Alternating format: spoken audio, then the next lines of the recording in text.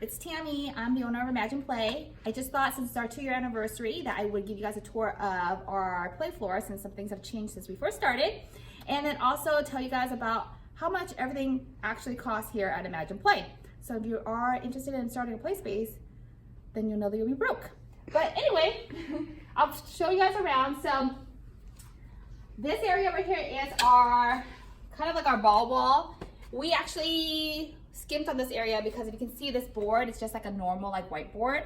And if you have the money, don't do that because you see how it all got all scratched up and everything like that. My husband custom made this box because we used to have this little shelf that goes in there, but then the kids would break it all the time. So this works out a lot better. This is our little people area. You guys probably can look those up on Amazon. I don't need to tell you.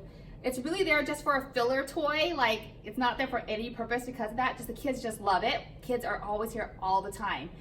So sometimes when people come in here and they think, oh, well, that stuff I can get anywhere. Well, the kids love it. So that's why we have that table here. Okay. This is our new play equipment and we are launching this on Tuesday. That is our 2nd year birthday. So we just turned 2 and we're gonna be filling balls in it during that time. We bought this with 7 other sets from China. We shipped it all over from China. It was custom made from over there. And it cost us about $8K for all 7 sets to come from here to China.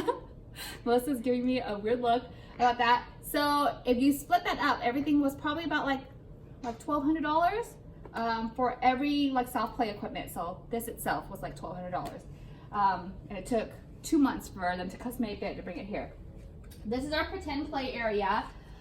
The pretend play area individually by itself, like each section by itself, is not a lot of money, but all together added up, it is a lot. For instance, you know, this used to be a Melissa and Doug market, but then it broke. So then we kind of custom made it to kind of fit the Melissa and Doug stuff, and then it would be a lot more sturdy. But if you look online, it's $200 for the market, and then you buy all the food that goes in it, what, probably another like $200, something like that. So that's all together with everything custom made here, what, you know, like a $500 play space or whatever. We spend a couple $100 every month changing this out. Eventually down the line, I hope to have enough toys where I don't change out the pretend play area every single month. This area, same thing as over there, you know, probably about, you know, $400 each individual little stand thing. The kitchen is actually from Pottery Barn. It's really quite expensive. It's actually a $600 kitchen, even though you probably doesn't look like it. It actually has lasted us a pretty long time, considering what it looks like right now. So I am actually pretty excited that we spent that money for the Pottery Barn kitchen, just because it's a lot more sturdy than, say, a Kids Craft kitchen or vice versa.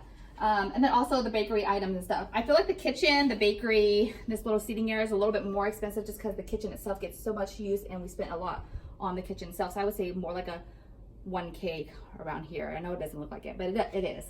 But our play structures are generally the more expensive ones. The honeycomb itself, I was just talked to you guys about that we bought 7 different sets from China. And it cost us $8K, and then you split that up by all 7 sets, that's like $1,200. But in actuality, the honeycomb was the most expensive item. It's just that it was shipping all together. It just makes a little bit more sense if I divided it for you guys. Our castle is actually the most expensive unit in our play space. This cost us $10K. I know you guys don't believe me, but it does. It was custom made from Utah.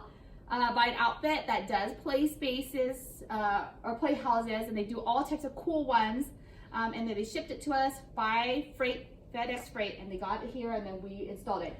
It can never be moved, it's super heavy, but yes, that's it. And I picked this one out of many designs that they had. And if I could customize it again, I probably would drop the slide a little bit, but I know better for next time.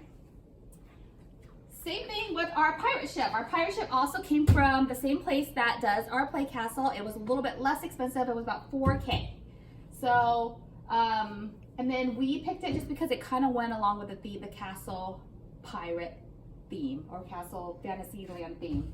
And then of course, then we have over here our Ryder Truck, which also came with all the other soft play units.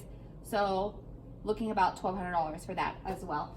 So yeah, I mean, if you wanted to go a little bit more inexpensive, I guess you could get it from China, but then we have quality issues with some of the China stuff. For instance, this right here used to come with a little thing on top to hold it together and make it a little bit more balanced, but then the kids would climb over it and then kind of teeter-totter, and then we had to take it off because it became a safety issue.